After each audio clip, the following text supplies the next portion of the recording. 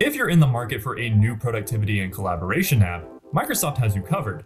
I'll highlight how Microsoft Loop compares to other popular apps like Notion as we sit down and sync up with Rocket IT's weekly technology update.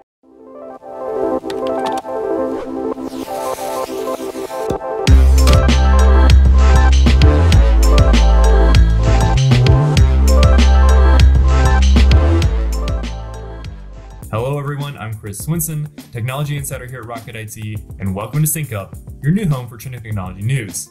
If you're a Notion user, you're likely familiar with its flexible collaborative workspaces that have become a staple for many.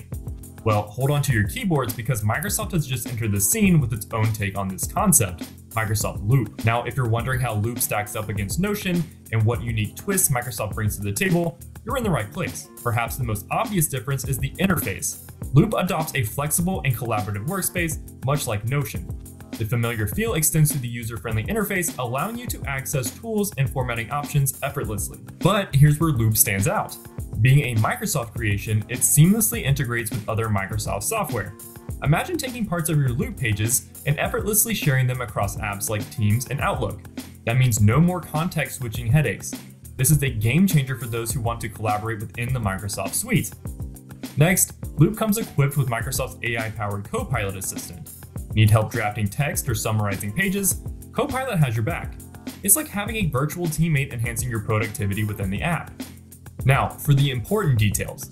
While Loop was in public preview back in March, it's now officially available for customers on both web and mobile platforms. I'll include a link in this video's description in case you're interested in checking it out.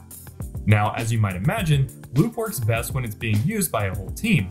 For those organizations that need help deploying the software across their teams, contact Rocket IT using the link in this video's description.